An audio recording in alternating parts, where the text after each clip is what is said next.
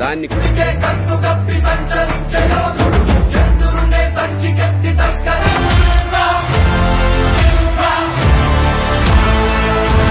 హరిహర వీరములు సినీ ప్రియుల్ని పలకరించనున్నారు కథానాయకుడు పవన్ కళ్యాణ్.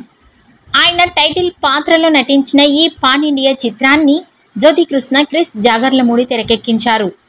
ఏఎం రత్నం సమర్పణలో దయాకర్ రావు నిర్మించారు. నిధి అగర్వాల్ కథానాయిక. ఈ సినిమాలో బాబీ దేవోల్, అనుపమ్ ఖేర్ తదితరులు కీలక పాత్రలు పోషించారు. ఈ సినిమా ఈ నెల 24న థియేటర్లోకి రానున్న సంగతి తెలిసిందే. ఈ నేపథ్యంలో ప్రచార పర్వాన్ని వేగవంతం చేసింది చిత్ర బృందం.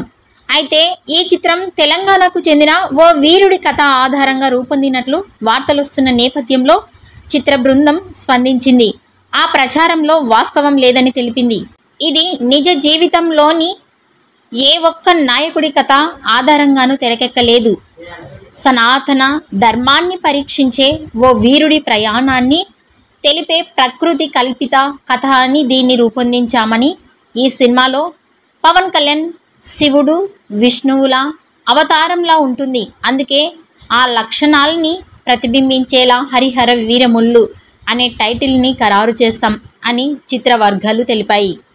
ఈ వీడియో నచ్చినట్టయితే లైక్ చేయండి, షేర్ చేయండి. మరిన్ని లేటెస్ట్ అప్డేట్స్ కోసం మా ఛానల్ని సబ్స్క్రైబ్ చేసుకోండి.